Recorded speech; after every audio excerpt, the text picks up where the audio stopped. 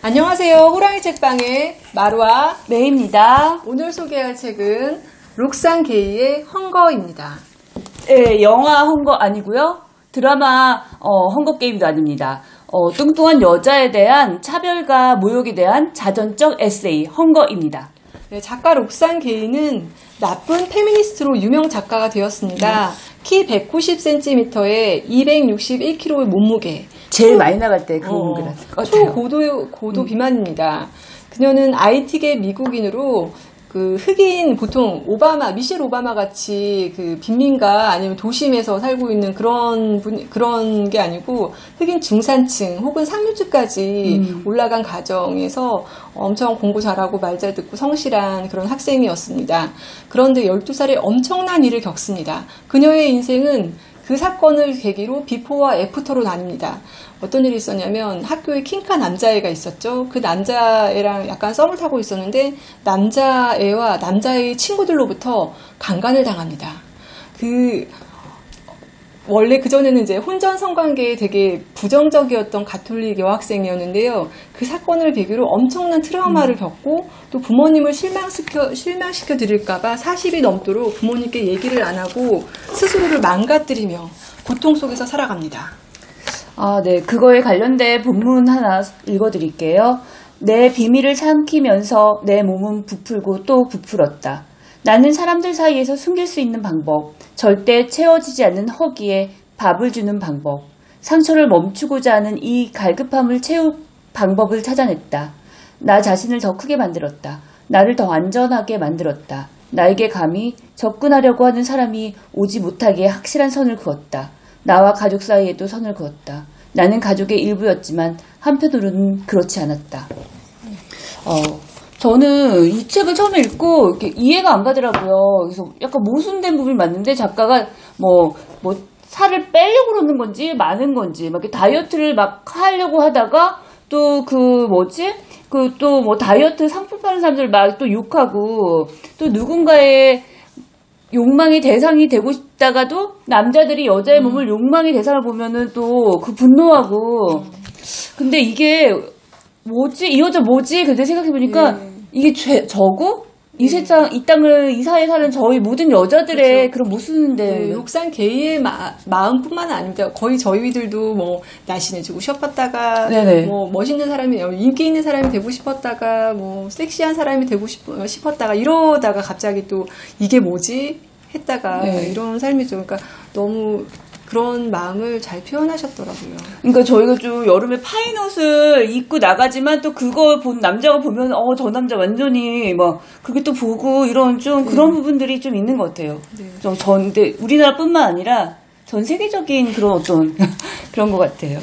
그리고 또 이제 이 책의 뒷부분에 가면 록산 게이가 이제 그 가해자 남자의 이름을 계속 구글에서 검색해서 성폭행했던 그 남자 그 지역에서 얘가 살고 있나 아니면 다른 지역으로 이주를 했나 막 그런 구글 검색했는데 실제로 그 남자애가 좋은 사무실에서 멀쩡하게 전문직으로 살아가고 있는 모습을 알아냅니다. 그래서 그거에 대해서 기술하는 것도 너무 슬프고 근데 좀 성폭력 피해자들을 보면 록산처럼 가해자들은 되게 멀쩡히 살고 막 무죄 판결 받고 그러는데 피해자들은 그 깊은 구렁 속에서 빠져나오지 못하고 또 우리나라에서 특히 너무 그런 사건 많았죠. 그런 사건이 많았는데도 만약에 뭐 5년 살아야 되면 1년 살고 뭐 30년 살아야 되면 뭐 3년 살고 이렇게 너무 좀 부당하게 너무 적게 벌을 주는 그런 것도 좀 마음이 아팠습니다. 네. 그리고 록산 게이는 그 사건 이후로 이렇게 비만 스스로를 이제 욕망의 대상이 되지 않겠다 해서 크게 키웠잖아요. 그래서 근데 이렇게 큰 몸으로 살다 보니까 사는 게 너무 불편한 거예요. 그래서 마트에 쇼핑하러 가면 사람들이 저 뚱땡이는 뭐 샀나 이렇게 그녀 카트 막 보고 또 어떤 이들 달려와서 막 조언하고 비판하고 막 이러고요. 비행기를 타거나 영화관에 갈 땐 표를 2장씩 건대요. 그래서 근데 티켓팅 할 때 왜 한 사람이 2개 끊었냐, 오히려 이런 것도 오히려 그쪽에서도 입국 자체가 문제가 되는 것도 많고, 이런 것도 있었고, 또 차창, 이렇게 길을 가는데 차창 이렇게 내리고 남자가 막 혐오감 주고, 이런 말 하고, 참, 그런 고통을 갖는 얘기가 이 책에 많이 기술되어 있습니다. 네네. 여기 이제 그 중에 한 가지인데요. 이 록산 게이는 주로 늘상 유니폼처럼 입는 옷이 있습니다. 청바지하고 검은색 티셔츠, 그리고 중요한 날에 입는 드레스 셔츠. 이게 항상 그 옷을 돌려 입는데 사실 이분은 패션을 좋아하신대요. 나는 패션을 사랑한다. 다채로운 색상의 옷, 특이한 재단과 실루엣의 블라우스, 목선과 어깨가 드러나도록 깊이 파인 옷을 입는 상상을 즐긴다. 나에게는 고급스러운 정장 바지가 여러 벌 있고 나는 옷장에 걸려있는 매끈하고 전문적으로 보이는 전혀 나답지 않은 그 옷을 한참이나 바라보는 것을 좋아한다. 롱스커트나 대담하고 밝은 색의 줄무늬가 있는 맥시 드레스를 입고 싶다는 꿈이 있다. 나의 갈색 팔을 드러내는 슬리브리스를 입는다는 생각만 해도 숨이 멈출 것처럼 설렌다. 가슴 속에 있는 동굴에서 강렬한 허영이 피어오른다. 나는 멋지게 보이고 싶다. 나는 멋진 기분을 느끼고 싶다. 지금의 내 몸으로도 아름답고 싶다. 네. 내 인생에 관한 이야기는 모조리 내가 갖지 못한 것에 대한 강렬한 원함, 끝없는 허기에 관한 이야기이고 어쩌면 내가 감히 나에게 허락하지 않은 것들을 갈망하는 이야기일지도 모르겠다. 이 책 전체를 다 아우르는 부분이네요. 그 사건을 통해서 너무나 많은 것들에 대해서 허기를 느끼고 갈망하는 그런 삶에 대해서 처음부터 끝까지 일관적으로 기술하고 있습니다.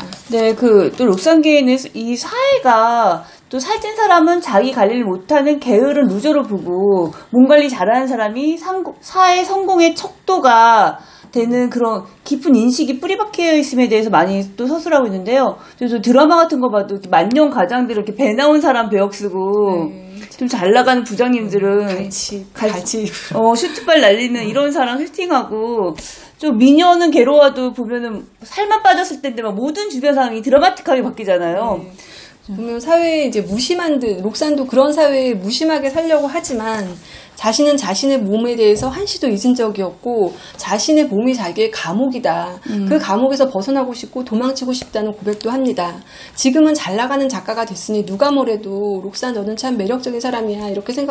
우리는 이렇게 생각하지만 본인은 그런 고통을 솔직하게 고백합니다. 네. 그 마른 몸매를 원하는 건 그 록산계의 분석에 의하면 다 매스컴과 대기업의 그렇죠. 조장한 거라는 거죠. 그래서 행복이란 오직 날씬함에서만 찾을 수 있다. 우리는 이렇게 세뇌를 당하고 있지 않나. 그러고 싶습니다. 요즘 개그맨들도 막 이렇게 뚱뚱해서 나름 개성 있게 캐릭터 있게 하시는 분들도 막 다 살 빼고 비포 애프터로 막 지하철 광고 붙어 있잖아요. 그리고 또 제품 광고하고. 그래서 무슨 마치 그렇게 우리가 살을 못 빼면은 패자인 느낌을 벗어나지 못하는 이 사회가 참 문제가 많다고 지적하고 있습니다. 그런 방송들이 굉장히 많고요. 미국에서는 실제로 혼자서 살 빼기가 너무 힘드니까 트레이너가 갑자기 살을 찌웁니다. 그러면서 거기 방송에 나오는 사람이랑 같이 운동을 하고 같이 먹고 그런 프로그램도 있어요. 근데 이제 록산이 그런 방송에 대해서 하는 구절이 있는데요. 나는 이런 방송이 싫지만 계속 본다. 이 쇼들이 나를 분노케 하고 가끔은 가슴을 무너지게 하며 비만인의 몸을 받아들이지 못하는 세상에서 살아가다 보면 필연적으로 따라오는 고독, 우울, 절절한 고통이라는 내겐 너무나 익숙한 경험을 아프게 바라보게 된다 해도 참고 본다. 이 쇼들이 해악적이고 비현실적이라는 것을 알아도 내 안의 일부는 그 프로들이 약속하는 구원을 여전히 갈망하고 있기 때문에 또다시 본다. 네, 그러니까 뚱뚱한 사람에게 자기 혐오를 부추기는 광고들, 날씬함을 자기 가치와 동일시하게 놓으라고 하는 건 이 시대의 강력한 거짓말이라는 걸 저희가 알아야 되지만 이 거짓말을 또 징글징글 설득력 있어 다이어트 산업은 언제나 호황이라고 합니다. 네, 여기 오프라 일레로 맞아요. 오프라 윈프리가 살 빠진 것을 광고한 이유 그 웨스트 위쳐스 주식의 10%를 사들여 대주주가 된 이야기도 잠깐 나오더라고요.